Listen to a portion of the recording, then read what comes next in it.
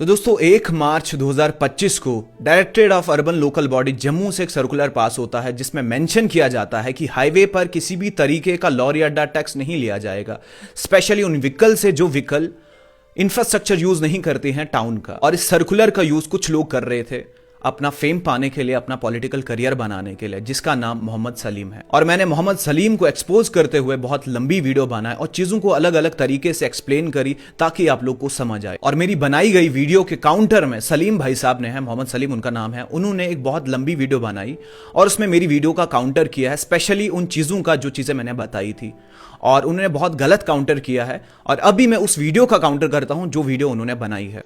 देखिए वो जो उधर जिसको वो कह रहे हैं कि ये जो है उस कॉन्ट्रैक्टर का एम्प्लॉय है, तो मुझे उसके साथ भी कोई बैर नहीं। वो बच्चा भी हमारा ही है, वो लड़का भी हमारे अपने ही लोग हैं, वो भी कॉन्ट्रैक्टर भी हमारे अपने लोग हैं। आप जानते हैं कि मैं डे 1 से कह रहा हूं कि मैं उनके साथ भी हूं, जहां पर वो इनोसेंट होंगे मैं उनकी लड़ाई भी लड़ूंगा।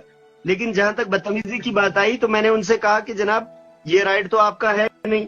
अगर आप खुद को कॉन्ट्रैक्टर कहते हैं तो आपका राइट है टैक्स वसूल करना, लेकिन आप तो कॉन्ट्रैक्टर के एम्प्लॉय भी नहीं है, क्योंकि उनका तो कोई कार्ड आपके पास नहीं है, कोई ऑर्डर आपके हाथ में नहीं है, तो लिहाजा आपको ये राइट नहीं है बोलने का कि ये जो है कौन ओवरलोड करता है, कौन टैक्स देता है, कौन नहीं देता है, तो आपका ये राइट नहीं है। तो उन्होंने ये सवाल किया मुझे कि जनाब मैं इस देश का नागरिक हूँ, मुझे तो बोलने का राइट तो है, जिसमें वो भी कहते हैं कि आर्टिकल 19 के हिसाब से उसको ये पूछने का राइट मिलता है। तो मैंने उनको कहा था कि जनाब फिर आपको लिखित में शिकायत देनी चाहिए, किसी एडमिनिस्ट्रेटिव डिपार्टमेंट जो भी इसके हैं उसकी लिखित में शिकायत देनी चाहिए, तो ताकि आपकी बात भी सुनी जाएगी। हालांकि पर्सनल वेयर उस लड़के के साथ कुछ भी नहीं है। अब बात करते हैं वो कॉन्ट्रैक्टर के एम्प्लॉय के बारे में, जिसके बारे में आप बता रहे हैं कि मुझे उससे कोई बैर नहीं है, मुझे उससे कोई दुश्मनी नहीं है, आपसी तनाव नहीं है, वो बच्चा भी अपना ही है। तो भाई साहब सबसे पहले वीडियो देख लो आप।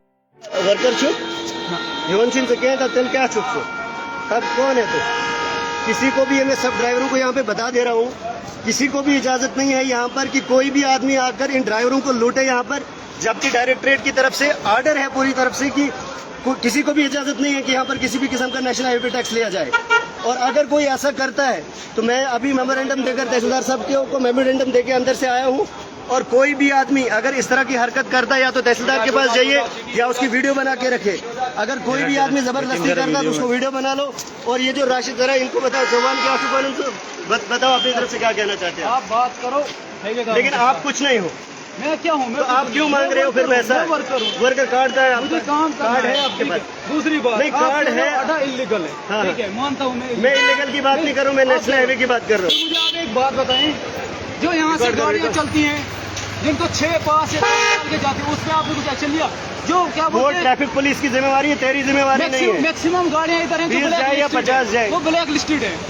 तुझे तो क्या आरटीओ लगा है? आरटीओ लगा है? आरटीओ की बात आरटीओ की नहीं, क्यों? हम पब्लिक है, हमें करना है। नहीं, पब्लिक हमने बोलना है। तो तूने शिकायत लिखित में देनी है, किसी ड्राइवर को बोल नहीं सकता तू। बोल क्या नहीं तूने लिखित में शिकायत देनी है। आप मुझे मत डराओ। सर ये आदमी लाइन ऑफ सिचुएशन क्रिएट करने की कोशिश कर रहा है, मैं कोई जबरदस्ती इनको बोलता है। कभी आपने सवारी ओवरलोड की, वो ट्रैफिक पुलिस का राइट है कि वो ओवरलोड चेक करे। एक आम आदमी के पास कोई भी राइट नहीं है किसी को ओवरलोड चेक करे। और अड्डा बिल्कुल नहीं लेना है, ये मैं कह दे रहा हूँ। यहाँ पर कोई भी आदमी ऐसी गलती नहीं करेगा। नेशनल हाईवे पर किसी भी ये जो एम्प्लॉय है इसका नाम मोहम्मद इरफान है। और जब आप मोहम्मद इरफान से मिलते हैं अपने फेसबुक लाइव पे, जब आप लाइव थे तब लाइव में आप इसको बोलते हैं कि तू कौन है, तू तो कुछ भी नहीं है। ये तरीका है किसी बंदे को नीचा दिखाने का। और आप कहते हैं अपनी वीडियो में मैं तो मुसलमान हूं भाई, मुसलमान में ये है, मुसलमान में वो है। अगर आप मुसलमान होते आपको पता होगा मुसलमान का भाई है। और आप कहते हैं कि हमारा लड़का है। अगर आप इसको अपना बच्चा समझते, जैसा आपने बोला कि हमारा बच्चा है, हमारा भाई, अगर आप इसको अपना भाई मानते तो आप इसकी बेइज्जती नहीं करते 4 बंदों के सामने। मार्केट में पूरे लोग देख रहे होते हैं, मार्केट में आपने इसकी डिसरिस्पेक्ट की, इसको बताया कि तो कुछ भी नहीं है। इंसान की औकात क्या है, मेरे को बताओ एक इंसान की औकात क्या है?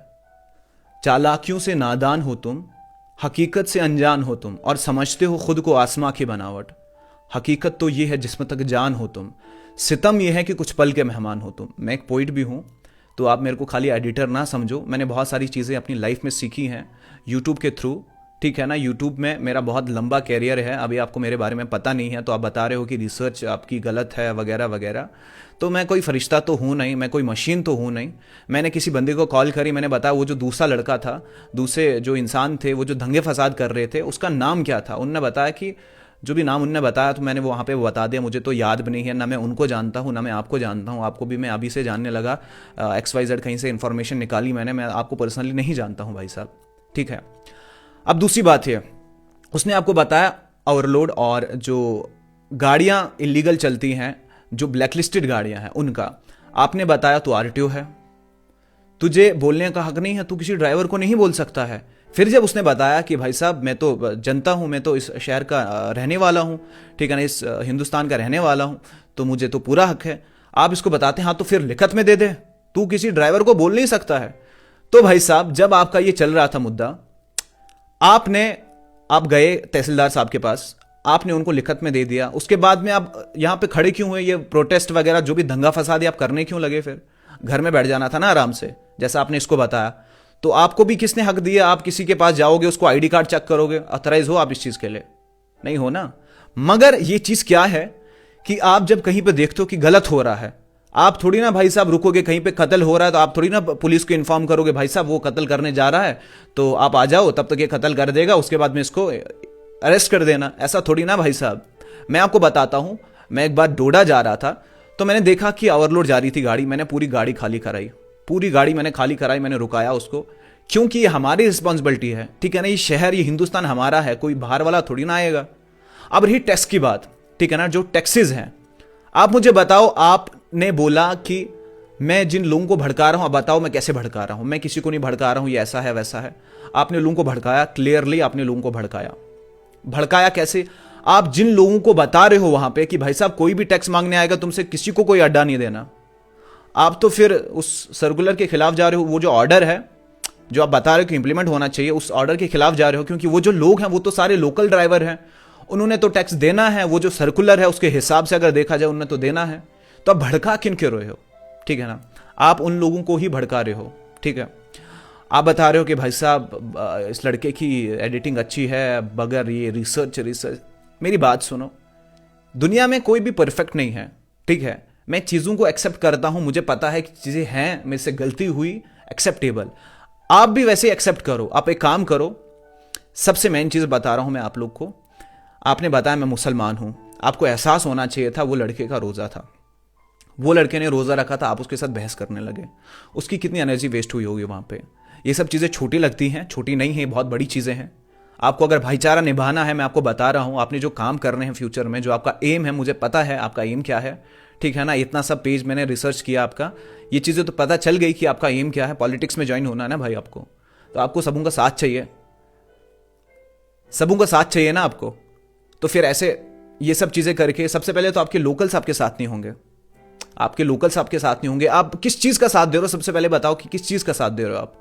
लोकल्स का क्या फायदा इस चीज में? 10% इंक्रीज होगा ना अगले साल से, ये जो नया कॉन्ट्रैक्ट होगा इसमें 10% इंक्रीज होगा ना, ये किनको देना है? ये लोकल्स को देना है।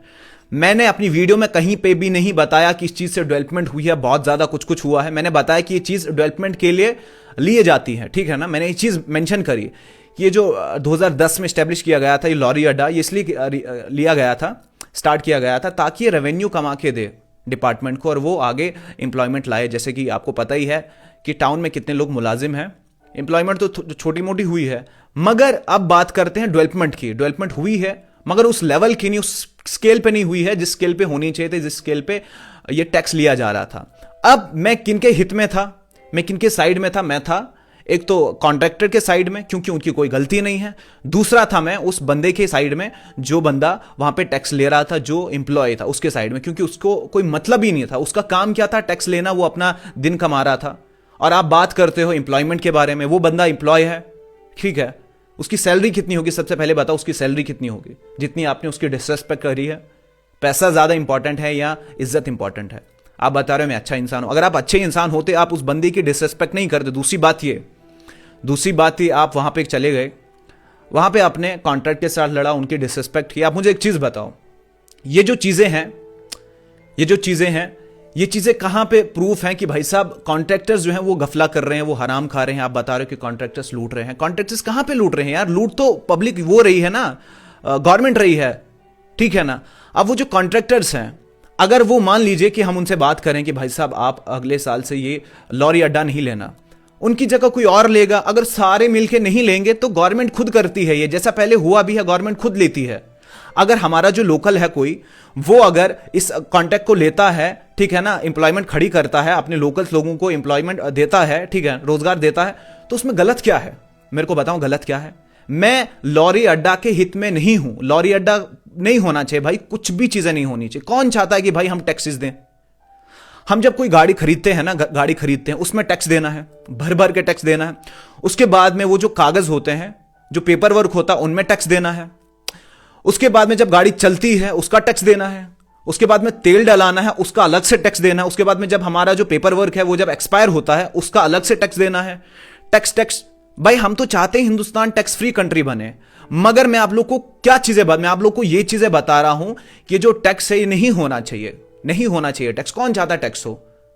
मेरे को टैक्स देना पड़ता है भाई, मैं थोड़ी ना अंबानी हूं यार, मेरे को टैक्स देना पड़ता है। और मेरे को कुछ लोग बताते हैं कि भाई साहब तुम कॉन्ट्रैक्टर हो।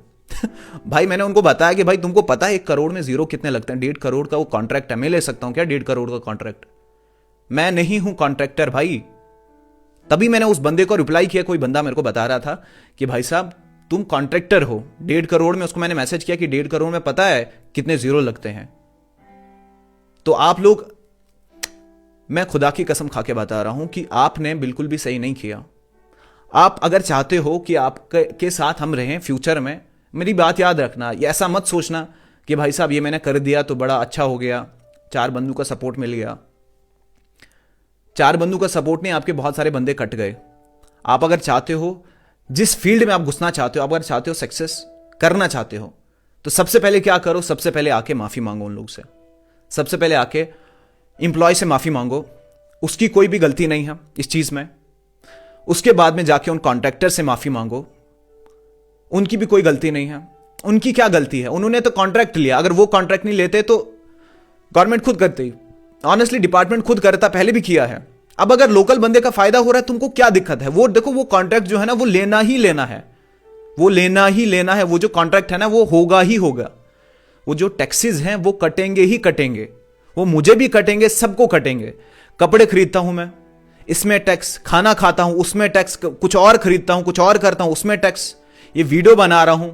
मेरी बात सुनो, मैं यूट्यूबर हूं, एक कंटेंट क्रिएटर हूं, रिसेंटली मेरा चैनल भी रिमूव हुआ है, तो मुझे कोई दिक्कत नहीं है क्योंकि मेरे को पता है कि सब्सक्राइबर कैसे इंक्रीज करते हैं।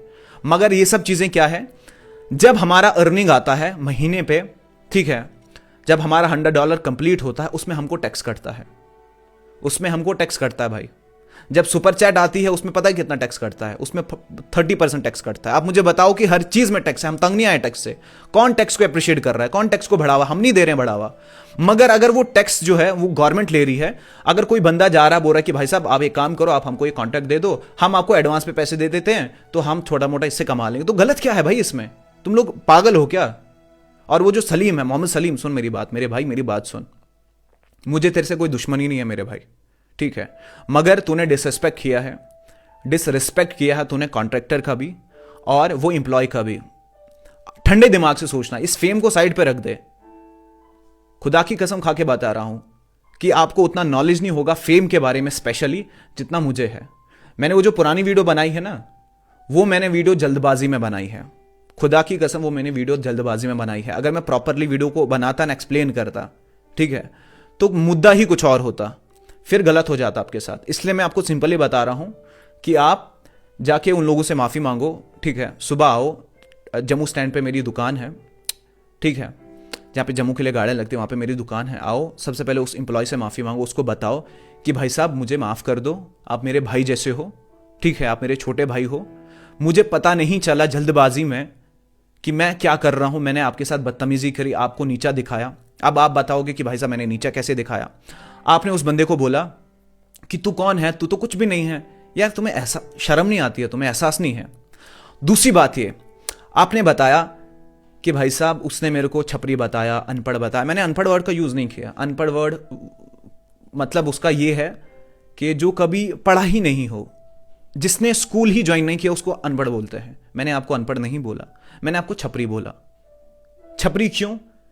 क्योंकि मैं नहीं बताना चाहता सब कुछ, मेरी बात को समझ, मैं नहीं बताना चाहता सब कुछ, क्योंकि मैं नहीं चाहता हूं कि ये सब चीजें ज्यादा बढ़ें।